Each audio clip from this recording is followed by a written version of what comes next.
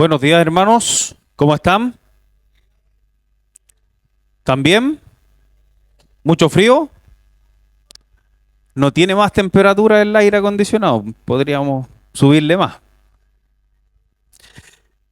Vamos al mensaje de esta mañana. El mensaje de esta mañana lleva por nombre: Dios resiste a los soberbios y da gracia a los... Amén. Un predicador dijo: el orgullo es el pecado que más fácilmente encuentra su camino en el corazón del hombre, y es el pecado que con más frecuencia tiene que ser lamentado. El orgullo en el corazón del hombre, hermanos, no es algo que podamos tomar a la ligera. Cada uno de nosotros somos seres soberbios y orgullosos por naturaleza.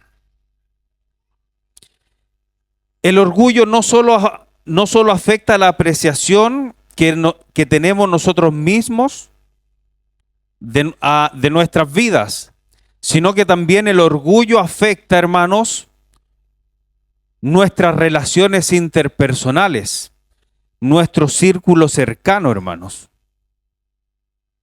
Aunque en la mayoría de los casos nosotros estamos conscientes de nuestras propias debilidades y pecados, y aún así, nos sentimos superiores a los demás. Y demandamos ser tratados como que si fuésemos superiores. No solamente nos sentimos, sino que le exigimos al resto que nos traten de una manera determinada. Muchos de nosotros, no sé si le ha ocurrido, muchos de nosotros demandamos tolerancia y paciencia a los demás por nuestros errores. Cuando soy yo el que me equivoco, deben ser más cautelosos. Deben decir: tenme más misericordia. Pero al mismo tiempo, cuando el error lo comete otro, somos más intolerantes. Somos más impacientes con las faltas de los demás. ¿Cierto? Es una tendencia nuestra que creemos que tienen que tener misericordia conmigo, pero yo no necesariamente soy misericordioso con aquel que ha fallado.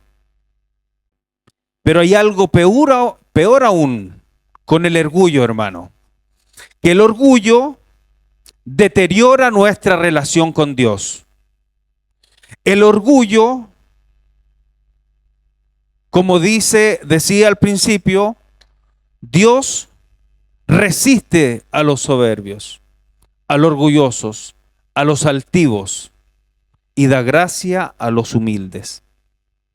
Vamos al texto central del día de hoy, que se encuentra en Primera de Pedro. Abramos nuestras Biblias en capítulo 5, versículos 5 al 7, en donde se centrará el tema de esta mañana, la prédica, la enseñanza. Dice así: igualmente, jóvenes, estad sujetos a los ancianos, y todos sumisos unos a otros, revestidos de humildad, porque Dios resiste a los soberbios y da gracia a los humildes. Humillaos pues bajo la poderosa mano de Dios, para que Él os exalte cuando fuere tiempo, echando toda vuestra ansiedad sobre Él, porque Él tiene cuidado de vosotros. Ahora vamos a contextualizar un poco el tema, estos versículos. El tema central de la primera carta del apóstol Pedro nos muestra el valor de las pruebas, las tentaciones y las persecuciones como una oportunidad para reconocer nuestras limitaciones. Y cuando conocemos nuestras limitaciones, podemos experimentar la intervención de Dios a favor nuestro, la intervención de Dios a favor de sus hijos. Pedro hace énfasis en la importancia de someternos a las autoridades y nos advierte, como vamos a ver en esta mañana,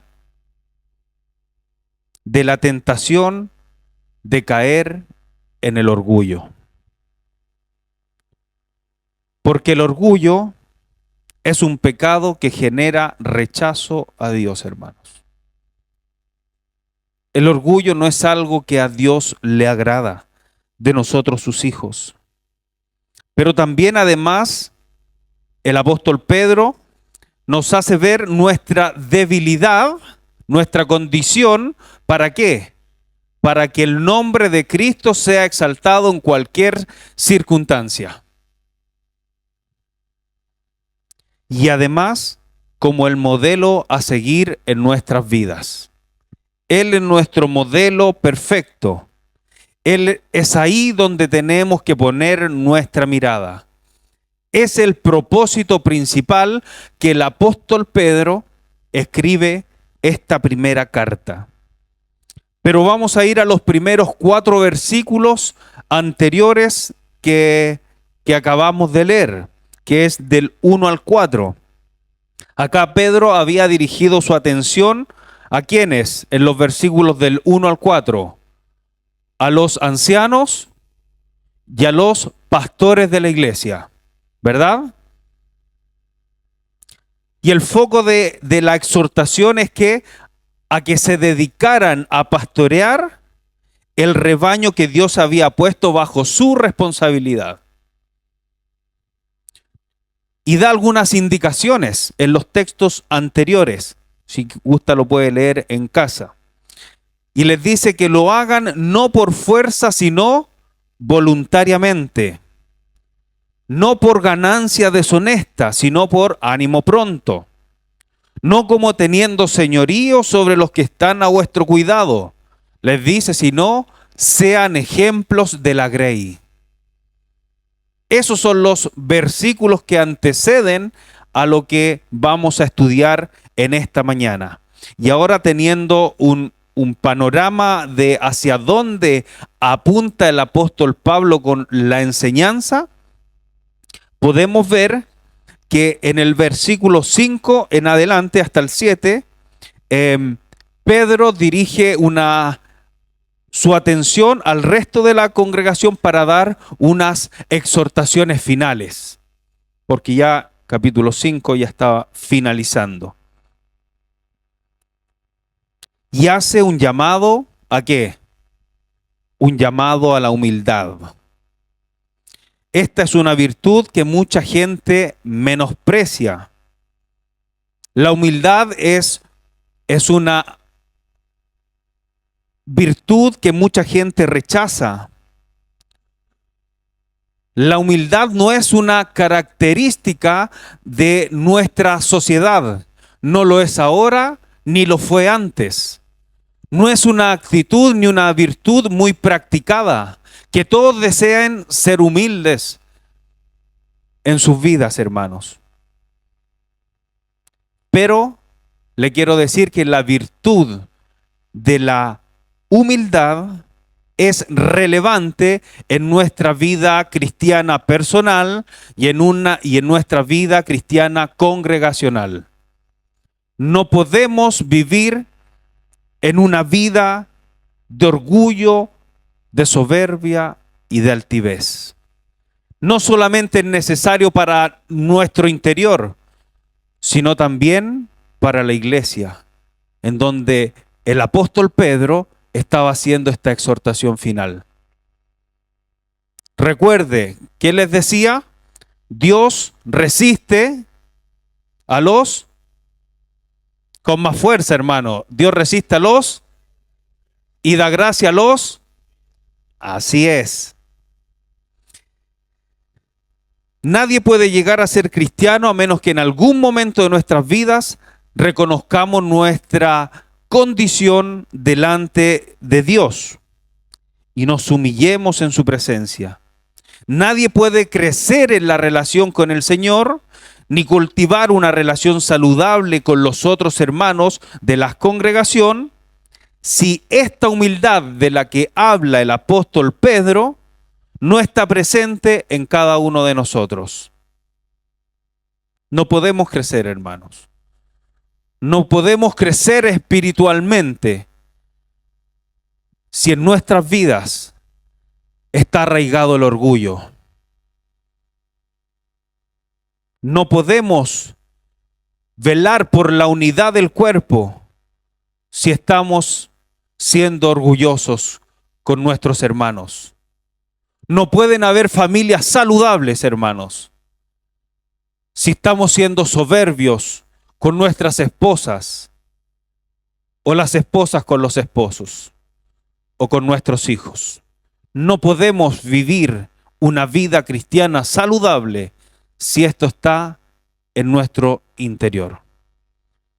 Es por eso que Dios dice, con el apóstol Pedro, fue una persona que fue un testigo ocular de los padecimientos de Cristo. Y él le dice, iglesia, Dios resiste a los soberbios y da gracia a los humildes. Pedro dirige la exhortación a la humildad a dos grupos específicos de la iglesia y comienza haciéndolo con los jóvenes. ¿Hay jóvenes acá? Amén, hermano. Hermano Luis. ¿Hay jóvenes? Bien. Hay varios, como 10. Qué bueno. Entonces hace esta exhortación principal a los jóvenes, pero posteriormente hace la exhortación a la iglesia en general. ¿Verdad?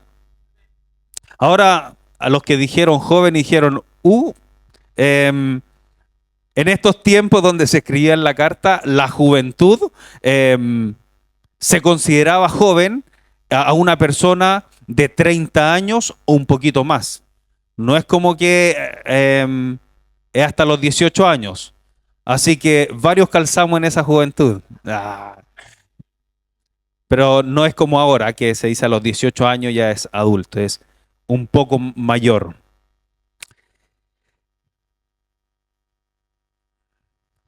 Pedro se refiere y le dice, vamos al primer grupo. Dice, jóvenes, estad sujetos ¿a quiénes? A los ancianos, ¿verdad? La humildad está implicada en este llamado a los jóvenes a someterse a los mayores, a los ancianos. Pero debemos hacer una pregunta. ¿A qué ancianos deben someterse los jóvenes? ¿Cierto? Y dice los versículos anteriores que yo le leía, o sea, que les parafraseaba más que leía, del 1 al 4. Y dice a los ancianos, a los pastores, a los líderes de la congregación. A esos ancianos deben someterse los jóvenes. Pero también, hermanos, al mismo tiempo, en una forma natural, la juventud debe someterse a todos aquellos que por su edad y experiencia poseen más madurez y sabiduría que ustedes. La palabra anciano vino a ser usada como un término oficial para señalar al pueblo de Israel, porque se suponía que las personas de mayor edad eran las que poseían mayor sabiduría y mayor experiencia. Los jóvenes, ¿y sabe cuál es el punto? Es que nosotros los jóvenes tenemos más dificultad para respetar el liderazgo. Los jóvenes tenemos más dificultad para seguir el consejo de los más adultos. Nos resistimos a eso, porque en la época de la juventud creemos que las sabemos todas. ¿Y para qué le voy a ir a preguntar de este tema a mis padres? ¿Para qué le voy a ir a preguntar de este tema al pastor? Si yo ya sé cómo se hacen las cosas.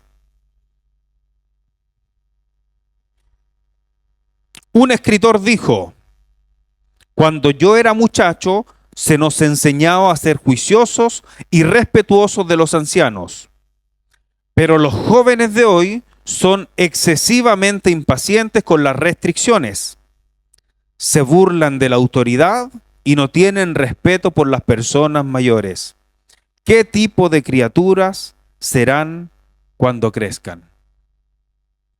Hermanos, lo relevante de estas palabras, que se escribieron en el año 800 antes de Cristo por el escritor griego Hesiodo. Nosotros podríamos decir que esto lo se escribió ayer, que hay jóvenes que quieren siempre sobrepasar el límite, que todas las restricciones se las quieren saltar.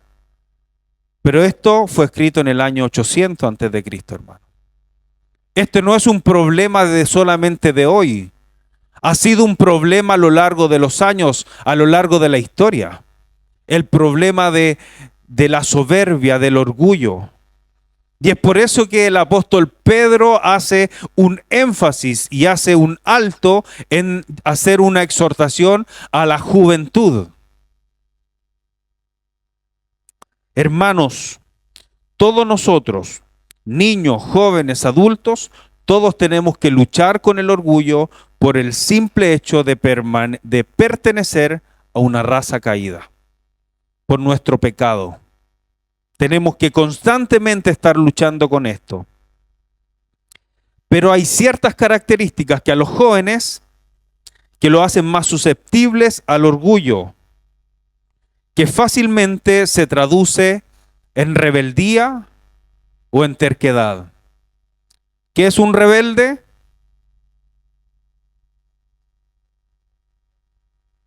Excelente. Aquel que sabiendo hacer lo bueno no lo hace. Cuando los jóvenes ven que las personas mayores tienden a ser más cautelosas, más pausadas en la toma de decisiones, los jóvenes no creen que es por prudencia, no es que la persona adulta es más prudente. Los jóvenes creen que esa persona ya está desgastada. ¿Cierto? Entonces piensan que ellos tienen que seguir adelante por encima de todo porque ellos saben lo que están haciendo, y considerar al que está al lado, a la persona mayor, no es tan necesario. Cuando un joven ve a su papá que no sabe manejar un computador con la misma expertise que lo hace él, puede producir en ellos un sentido de superioridad, ¿verdad? Soy yo el que manejo esto. Bueno, a no ser Mauro, que es informático, pues, así que difícilmente su hijo sepa más de informática que él. Los jóvenes tienen ciertas capacidades que se van adquiriendo con el paso del tiempo, porque la juventud hoy en día está en su época, está en su tiempo, ¿verdad? Y nosotros ya vamos avanzando en los años. Y nosotros, la verdad, que muchas veces como padres nos sentimos un poco perdidos en esta situación. Por ejemplo, con los aparatos tecnológicos. ¿Cuántas veces a lo mejor nosotros nos hemos acercado a nuestros hijos y le hemos dicho: hijo, ¿cómo es que se hace esta fórmula en Excel? Hijo, ¿cómo es que necesito imprimir a doble cara? ¿Qué hay que apretar?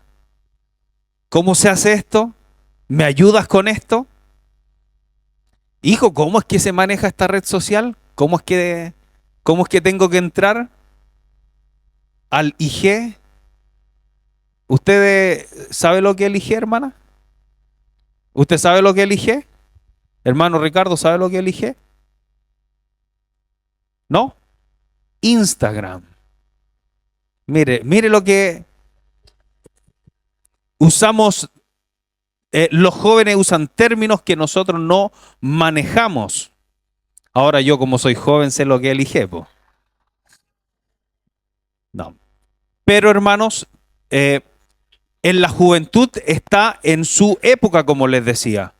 Por ende, ellos manejan mejor un aparato tecnológico, utilizan mejor, Las redes sociales se manejan de forma más fluida que nosotros los más adultos, ¿verdad? Pero, pero eso, querida juventud, no piensen que el periodo de sus padres ya pasó. Al contrario, no piensen que ahora son ustedes los que tienen que tomar las decisiones. Ahora no son ustedes los que les tienen que decir a sus padres cómo deben hacer las cosas. Es muy bueno, jóvenes. Es muy bueno, jóvenes, que ustedes comiencen a vivir sus propias vidas. Es muy bueno verles crecer. Es muy bueno verles madurar. Es muy bueno, hermanos, porque están pronto a cortar el cordón umbilical muchos. Pero les quiero decir algo. Nunca olviden que otros corrieron antes que ustedes. No olviden que otros poseen una visión de las cosas que ustedes todavía no poseen.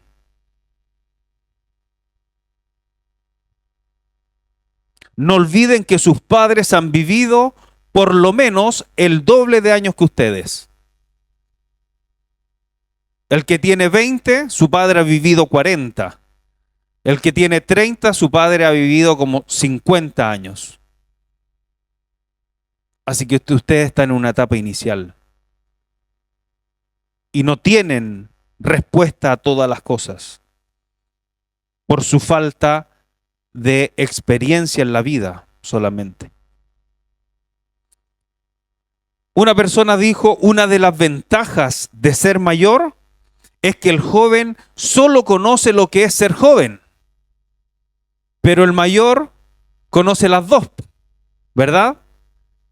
El joven, ustedes saben lo que saben hasta los 20 años, no conocen otra cosa. En cambio, los adultos saben lo que es ser joven y saben lo que es ser adulto. Qué maravilloso, ¿verdad?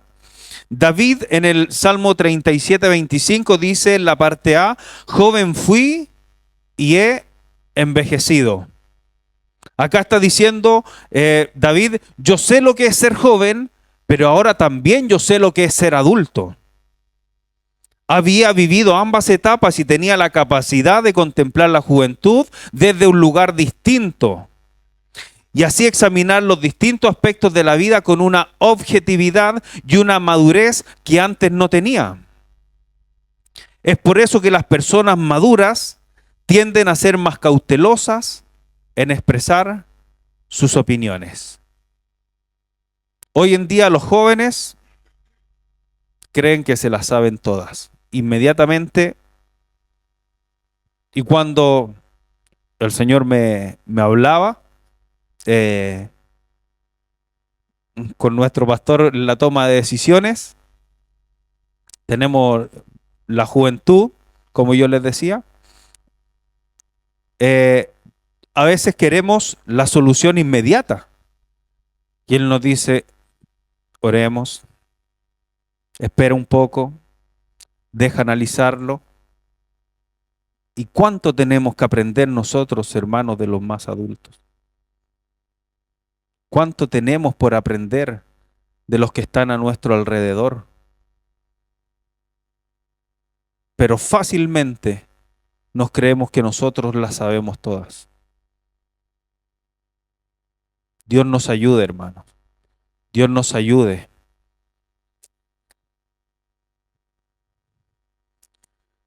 Pero jóvenes, no importa cuán rápido avance la tecnología y cuán expertos sean ustedes en manejar una serie de aparatos que nosotros no tenemos ni idea cómo ni siquiera se prenden. Jóvenes, aprender a vivir es mucho más complejo que el más complejo de los software que ustedes manejan. Aprender a vivir es mucho más complejo de lo que ustedes piensan. Tengan la suficiente humildad y cordura como para conocer sus propias limitaciones, limitaciones propias de la edad y de su falta de experiencia y conocimiento. No teman preguntar ni pedir consejo, porque el no preguntar es un síntoma de inmadurez. Ese temor es un síntoma de inseguridad. Queridos jóvenes, muestren respeto y presten atención a aquellos que tienen más experiencia y más madurez que ustedes. Hay jóvenes que han tomado malas decisiones por el solo hecho de no haber pedido un consejo en el momento oportuno. Y ya cuando han querido recapacitar, cuando ya hicieron lo que no debían hacer, tienen que cargar a lo largo de los años con un error que cometieron en su juventud, por no pedir consejo. Porque ellos creían que la decisión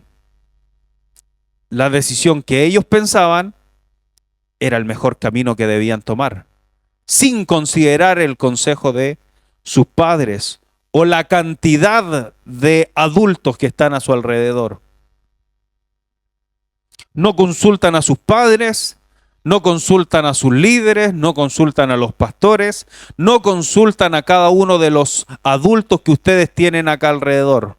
Nada cuesta, es, hermano, estoy en esta dificultad, ¿me puede ayudar en esto? ¿Qué opina usted de esto? En multitud de consejos está la sabiduría, pero no le piden consejo a nadie. Nos vienen a avisar la decisión que tomaron.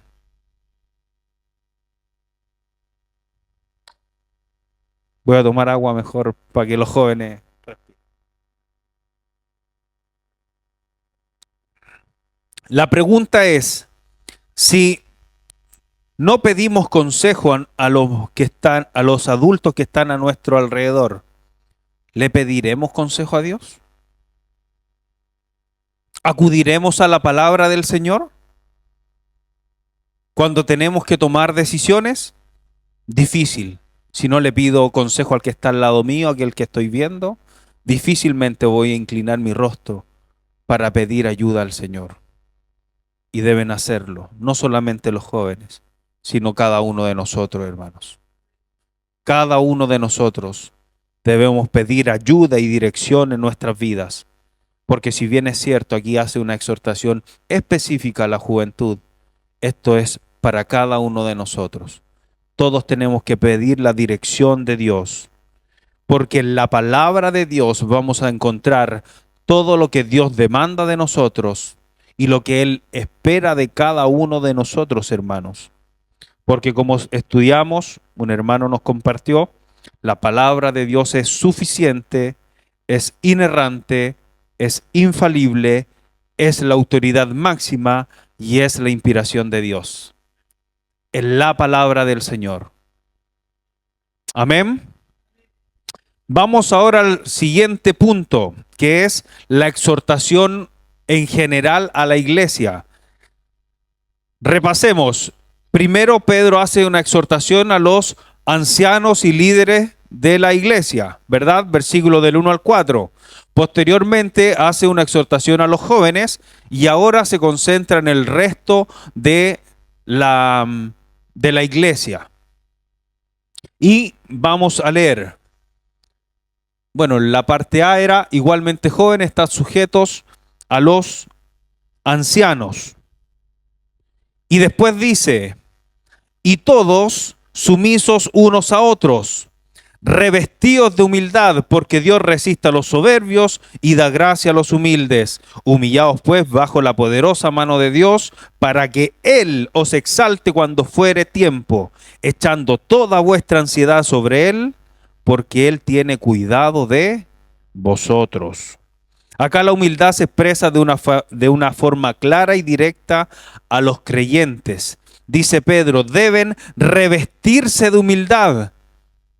Revestirse como si esto fuera una especie de uniforme para que todo el mundo les reconozca. Una pregunta. Cuando usted ve a una persona vestida de verde y con un arma al costado, ¿qué dice que es? Autoridad, un carabinero. Cuando usted va a un hospital y ve en los pasillos a unas muchachas o mujeres vestidas de rojo. ¿Qué son? Matronas, ¿verdad? Hermanos, el uniforme nos identifica. Así como fácilmente podemos decir que aquella persona es un carabinero, o es un bombero, o es de alguna fuerza armada, por su uniforme. Pedro está diciendo en este pasaje es que toda persona que profese el nombre de Cristo debe tener un uniforme, debe revestirse de humildad, pero para revestirnos de humildad debemos saber en qué consiste esta virtud de la humildad. Nos dice revestidos de humildad. Y una de las formas que podemos hacerlo es comparando la humildad con el orgullo, que es lo opuesto. ¿Qué es el orgullo y cómo se manifiesta? El texto nos dice, hermanos, revestidos de humildad. Nos está diciendo, iglesia, quítense el uniforme del orgullo. Ahora no hace una exhortación solamente a los jóvenes, nos dice a toda la iglesia el apóstol Pedro, iglesia, quítense el uniforme del orgullo y revístanse de humildad, porque por eso debemos ser conocidos. No debemos ser conocidos por murmuradores, no debemos ser conocidos como los que hacen cosas indebidas en el trabajo, no debemos ser conocidos porque salen palabras groseras de nuestra boca, debemos ser conocidos porque estamos revestidos de humildad, porque ese es un uniforme que debemos llevar. El Señor demanda eso de nosotros, hermanos. El orgullo, veamos lo que es el orgullo. El orgullo es una evaluación inadecuada de nosotros mismos, producto del desconocimiento de Dios por un lado y nuestra verdadera condición por el otro, que nos hace creer que somos lo que no somos y que nos lleva a demandar de los demás que nos traten conforme a lo que nosotros creemos ser. Nos creemos algo que no somos. Eso es el orgullo, hermanos. Una evaluación inadecuada de nosotros mismos, que esto surge del desconocimiento de Dios. Si nosotros no conocemos quién es Dios, lo que Él quiere para nosotros, difícilmente vamos a tener una visión correcta de lo que somos cada uno de nosotros en Cristo Jesús. Hermanos, la cura para dejar el orgullo es conocer a Dios y a la luz de ese conocimiento tener una correcta evaluación de nosotros mismos. El desconocimiento de Dios genera orgullo en el corazón del hombre. Repito, el desconocimiento de Dios genera orgullo en el corazón del hombre. Y vamos a ver cómo el orgullo se manifiesta en la práctica. Vamos a dar algunas características del orgullo. ¿Están acá? Amén. Vamos a ver. Una característica. El orgullo produce autopromoción y autoexaltación. Antes de buscar la gloria de Dios, antes de promover las capacidades y logros de los demás, una persona orgullosa se encarga que los demás sepan cuáles son sus logros y cuáles son sus capacidades. Vamos a ver otra característica. El orgullo se las arregla para ser el centro de atención, de un modo o de otro modo. Sus temas de conversación favoritos van a ser sus problemas, su esposo, sus hijos, sus metas, sus proyectos, su sufrimiento. Todo gira en torno a la persona. Todos quieren Una persona orgullosa quiere ser el centro de atención, hablar de todo lo que a él le pasa, de todo lo que a él le sucede o a ella. Constantemente va a estar hablando de sí mismo o aquellas cosas que tienen que ver con él. No sé si le ha tocado que está conversando con una persona y uno le está contando una situación y ella le dice, sí, pues mira, a mí mismo también me pasó. Y al final el tema de conversación se termina hablando de la otra persona y no de lo que estábamos inicialmente hablando. Eso es un síntoma, hermanos, del orgullo. El orgullo es hipercrítico. Siempre está listo para encontrar las fallas en los demás y muy escasamente alaba el trabajo de otro. Hermanos, el hombre orgulloso hasta se hiere, se duele cuando otro es promovido.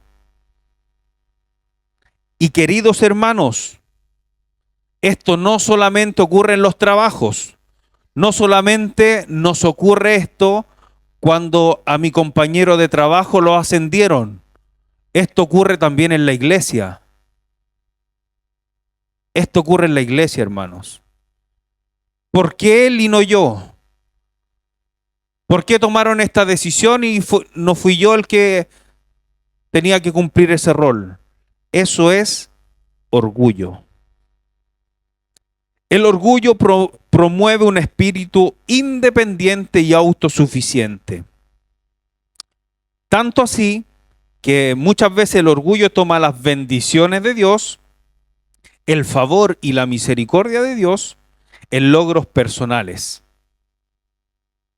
Leamos Deuteronomio, capítulo 8, versículos del 11 al 14. Deuteronomio, capítulo 8, versículo 11 al 14. Dice así: Cuídate de no olvidarte de Jehová tu Dios, para cumplir sus mandamientos, sus decretos y sus estatutos que yo te ordeno hoy. No suceda que comas y te sacies, y edifiques buenas casas en que habites, y tus vacas y tus ovejas aumenten, y la plata y el oro se te multipliquen, y todo lo que tuvieres se aumente, y se enorgullezca tu corazón, y te olvides de Jehová tu Dios, que te sacó de tierra de Egipto, de casa de servidumbre. Mire, cuando recibimos bendiciones de parte de Dios, cuando Dios nos bendice de una u otra manera, ¿a qué estamos expuestos? A que se enorgullezca nuestro corazón, a que nos olvidemos de quién es la fuente que proviene todo bien para nosotros. Cuando nos va bien, creemos que yo soy buen trabajador, es que yo me las sé todas, no es que Dios me bendijo. Y nos olvidamos porque cuando estamos en escasez, Señor, por favor, ayúdame. Ayúdame, Señor, provee. Pero cuando hay dinero, no olvidamos de que quién proveyó el dinero, quién proveyó los bienes, todo lo que tenemos. No vaya a ser que se enorgullezca nuestro corazón, no vaya a ser que nos olvidemos de Dios. Eso es un síntoma, hermanos. El orgullo, la independencia, la autosuficiencia. Hermanos, si Dios ha permitido que tengamos cosas en su bondad y misericordia, entonces solo a Él y para Él sea toda la gloria. En todo lo que nos suceda, solo a Él y para Él la gloria.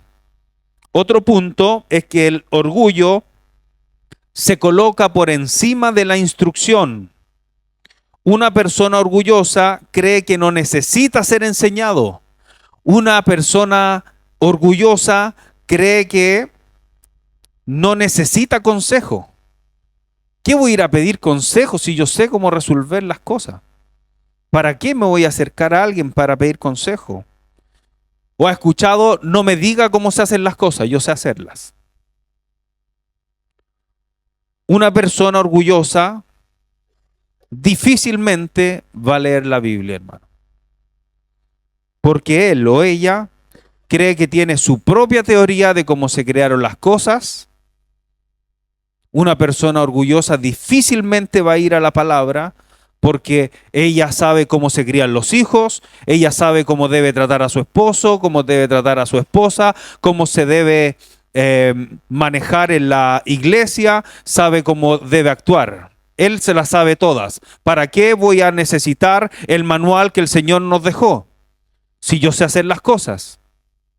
Hermanos, iglesia, necesitamos ser enseñados. Necesitamos, sea la edad que cada uno de nosotros tengamos, necesitamos pedir consejo. Lo necesitamos. El orgullo es autodefensivo. Siempre se justifica para culpar y responsabilizar a otros de sus propios errores. Si encuentra una persona que siempre se está justificando y que nunca él fue el culpable, estamos enfrente de una persona orgullosa. Es que él lo hizo, es que no, sino es que el otro lo hizo. Es que él se equivocó, por eso yo hice esto. Es que él no lo hizo, por eso yo... Todo recae en el otro, nunca asume su responsabilidad. Y el no asumir nuestras responsabilidades es un síntoma del orgullo, hermanos. El orgullo procura los primeros puestos y los lugares más visibles. Mateo capítulo 23, lo voy a parafrasear más que nada, hermanos. Jesús en este texto acusa a los escribas y a los fariseos de la época, diciendo que ellos hacían todas las cosas para ser vistos por los demás. Porque ellos querían los mejores lugares en las cenas, querían los mejores lugares en las reuniones, en el templo, los lugares más visibles. Y a estos hombres les gustaba que en las plazas les dijeran rabí, rabí. Les gustaba ser vistos, que los demás les elogiaran, que los demás les pusieran los asientos primeros, que en las cenas tome aquí, tome su lugar. Eso hacían los escribas y los fariseos. Y eso es orgullo. El orgullo rehúsa dejar de confiar en sí mismo para confiar en Dios. Proverbios 28-25 dice: el altivo de ánimo suscita contiendas, mas el que confía en Jehová prosperará. Mire la comparación que hace este salmo, hermanos. Hace la comparación de cómo actúa el altivo y cómo actúa el que confía en el Señor. ¿Cierto? El orgullo no puede confiar en Dios. Es por eso que Dios pone tal resistencia al orgullo del hombre. Porque dice, el altivo de ánimo suscita contiendas, pero el que confía en Jehová prosperará. Santiago capítulo 4, verso 6 dice, pero él da mayor gracia, por esto dice, Dios resiste a los soberbios y da gracia a los humildes. El orgullo destruye al hombre. El orgullo hace al hombre débil e inseguro. Dios se opone al orgullo porque destruye la personalidad humana, la distorsiona y aleja al hombre de aquel que es la fuente de todo bien, que es Dios. ¿Por qué debemos revestirnos de humildad? ¿Por qué cree, hermano, que debemos revestirnos de humildad? Porque Dios resiste a los soberbios. Debemos revestirnos, debemos quitarnos, como le decía al principio, el uniforme de la soberbia. Y debemos revestirnos de humildad. El versículo 6 dice, humillaos pues bajo la poderosa mano de Dios. No olvidemos que los creyentes a quien Pedro se dirigía estaban atravesando diferentes pruebas a causa de su fe. Y ahora Pedro los llama a ellos a poner la confianza en Dios.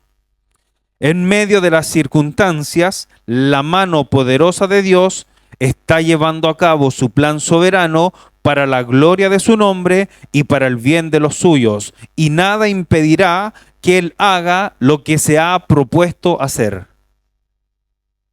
Dios va a llevar a cabo su plan, hermano. Dios va a hacer lo que debe hacer. Sus planes perfectos se cumplirán siempre. ¿Y cuál debe ser la actitud de nosotros los hijos de Dios en medio de las circunstancias más difíciles? Es, en vez de asumir la postura de soberbio y del orgullo, ¿qué debemos hacer?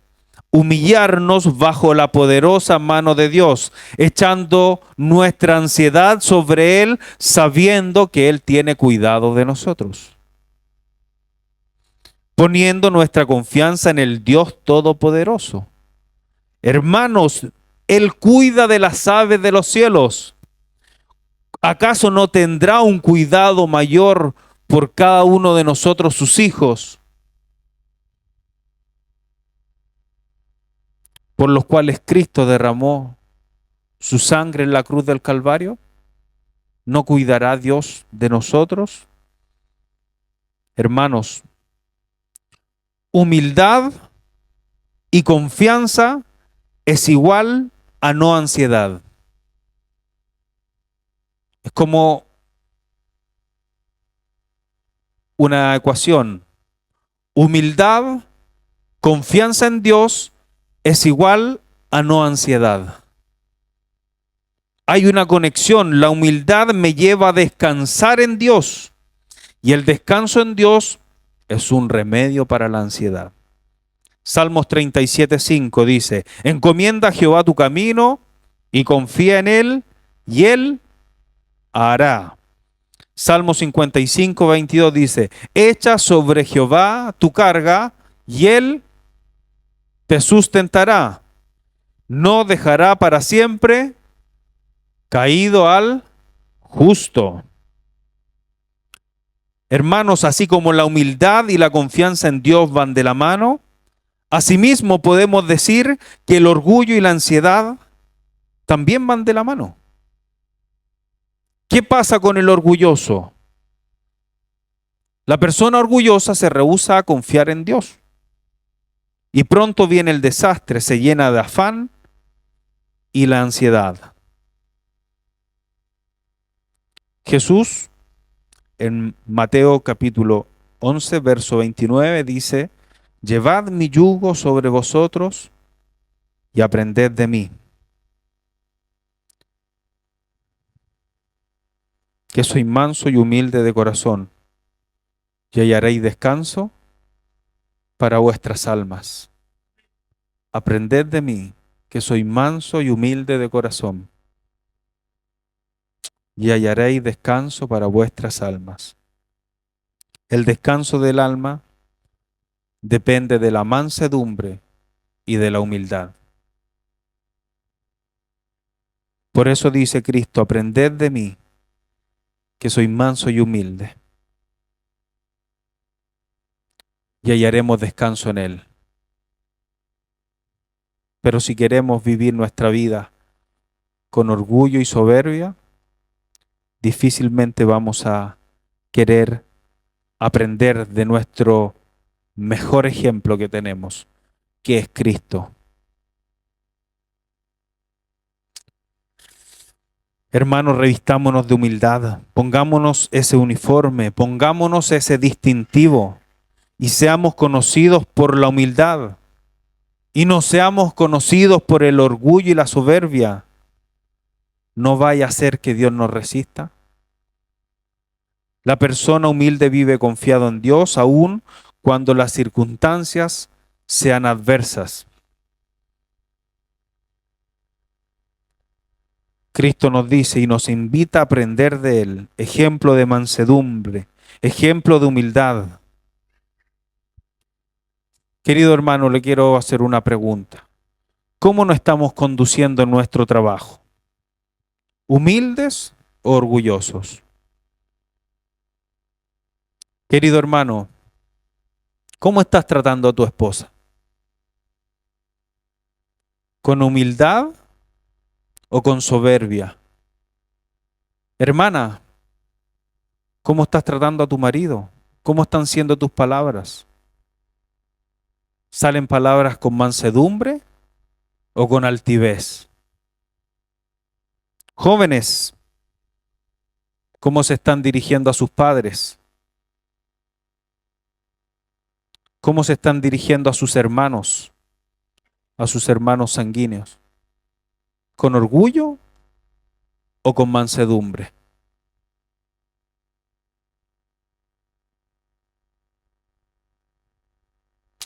Hermanos, hermanas, ¿quieres saber si eres manso o mansa? Más tarde o mañana cuando estés en tu casa y tu esposa te responda mal, ahí es cuando realmente sabremos si somos mansos. Oh querido hermano,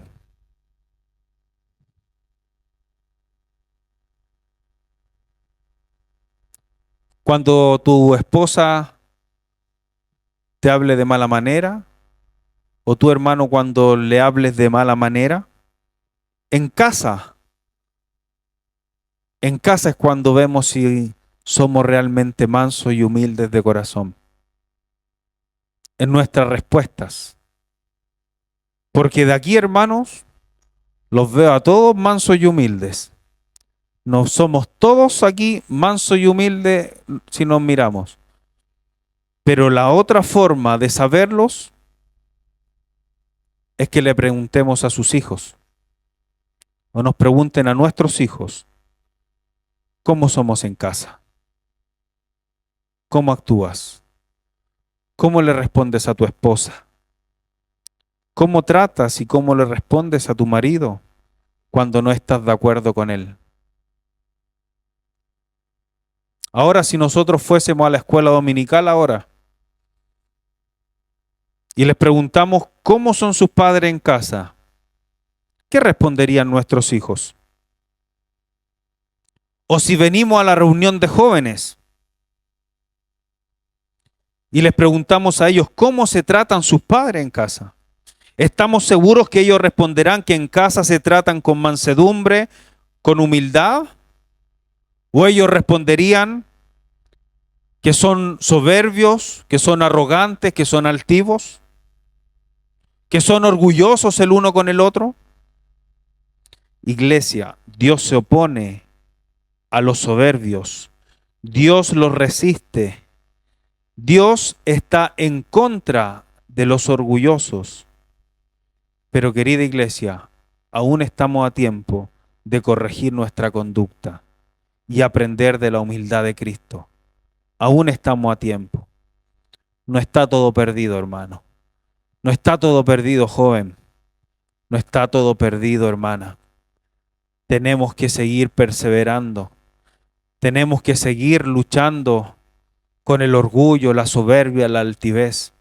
Y tenemos que aprender más de Cristo, que Él es nuestro ejemplo perfecto de humildad. Invito a nuestro hermano a repartir los símbolos, por favor. Vamos a leer Isaías 53, versículo 3 al 9. Dice: despreciado y desechado entre los hombres, varón de dolores, experimentado en quebranto, y como que escondimos de él el rostro, fue menospreciado y no lo estimamos. Ciertamente él llevó nuestras enfermedades y sufrió nuestros dolores. Y nosotros le tuvimos por azotado, por herido de Dios y abatido. Mas él herido fue por nuestras rebeliones, molido por nuestros pecados. El castigo de nuestra paz fue sobre él. y por su llaga fuimos nosotros curados. Todos nosotros nos descarriamos como ovejas, cada cual se apartó por su camino, mas Jehová cargó en él el pecado de todos nosotros. Angustiado él y afligido, no abrió su boca. Como cordero fue llevado al matadero, y como oveja delante de sus trasquiladores, enmudeció, y no abrió su boca. Por cárcel y por juicio fue quitado. Y su generación, ¿quién la contará? Porque fue cortado de la tierra de los vivientes, y por la rebelión de mi pueblo fue herido. Se dispuso con los impíos su sepultura, mas con los ricos fue en su muerte. Aunque nunca hizo maldad, ni hubo engaño en su boca. Nunca hizo maldad, ni hubo engaño en su boca.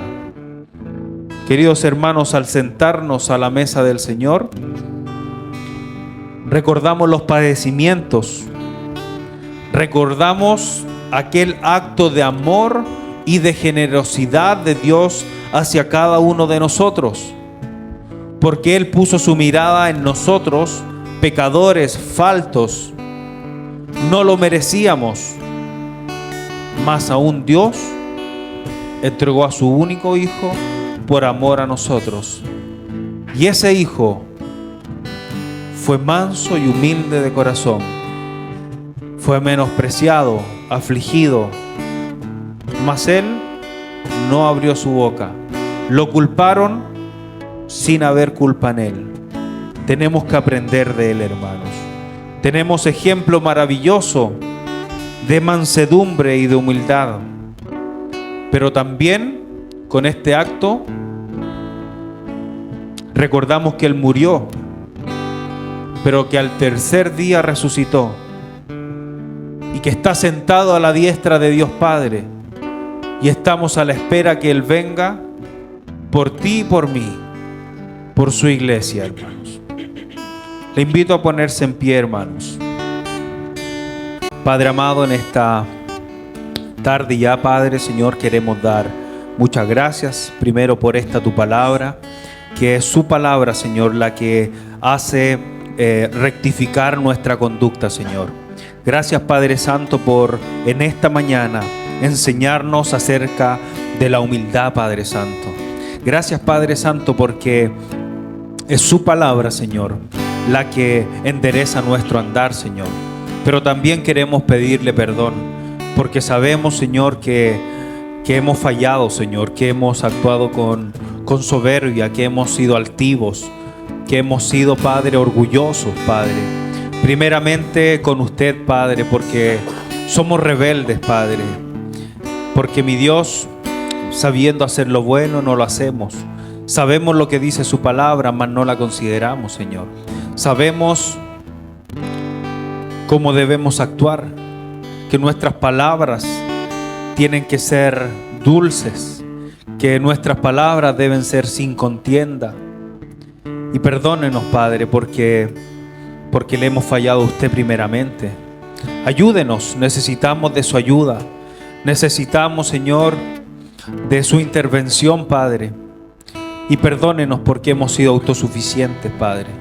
Perdónenos, Padre, porque hemos querido solucionar todo a nuestra conveniencia, Padre. Queremos solucionar todas las situaciones en nuestra vida, no considerándola a usted, Padre. No considerando a nuestro pastor, a nuestros líderes, no considerando su palabra. Ayúdenos, Padre Santo, a aprender, Padre, más de Cristo, a no responder a la primera. Ayúdenos, Padre, a ser misericordiosos, Padre, con nuestros cercanos. Ayúdenos a ser misericordiosos con nuestra esposa, con los esposos, con los hijos, con nuestros hermanos de la iglesia. Dios Padre, porque si existe orgullo en nosotros, prontamente podemos generar división en medio del cuerpo. Y ayúdenos y líbrenos de aquello, Señor. Ayúdenos, Padre Santo, a seguir su ejemplo. Ayúdenos, Padre, a tener la mansedumbre y la humildad que tuvo usted, Padre. Necesitamos aprender más de usted y debemos despojarnos del orgullo. Como decía su palabra, Dios, enséñenos cada día a revestirnos de humildad y sacarnos el uniforme del orgullo, Padre. Ayúdenos a tener más amor y más misericordia con los que están a nuestro alrededor. Ayúdenos, Padre Santo, porque eso entorpece nuestras oraciones. El orgullo deteriora nuestra relación con usted. El orgullo nos aleja de usted, mi Dios. Y queremos tener una relación más cercana, no más distante, Padre. Ayúdenos a cada uno de nosotros, los acá presentes, Señor, a que esta palabra, Señor, que la podamos atesorar en nuestro corazón. Y no solamente sea un estudio más dominical, sino que, Padre, esta palabra usted nos la recuerda a través de su Santo Espíritu, Padre. Y nos recuerde cada vez que actuamos con altivez, que nos recuerde cada vez que actuamos con orgullo, Padre, en todas las áreas de nuestra vida, no solamente con nuestros hermanos de iglesia, sino en nuestro trabajo, en las universidades, que mostremos más de su carácter y menos del nuestro, Padre. Necesitamos, mi Dios, y es por eso, Señor, que recurrimos a usted. Gracias por esta su palabra. Gracias, Padre Santo, por este recordatorio que nos hace en esta mañana, Señor, que debemos revestirnos de humildad, Padre. Gracias, Señor, porque nos recuerda en esta mañana que hay un ejemplo a seguir y ese es Cristo, Padre. Gracias, Padre, por todo lo que está haciendo en cada uno de nosotros. Gracias por lo que está haciendo en los jóvenes, en los más adultos, en los ancianos, Padre. Gracias por lo que está haciendo usted en su iglesia, porque esto se trata de lo que usted está haciendo, Padre, en cada uno de nosotros. Se trata de lo que la palabra, su palabra, Señor, produce en cada uno de nosotros. Porque su palabra es la que trae convencimiento de pecado, Señor. Es su palabra, Señor, la que es la lumbrera a nuestro andar. Es su palabra, Señor, la que nos traza el camino. Es su palabra, Señor, lo que necesitamos para guiarnos en cualquier área de nuestra vida, Señor.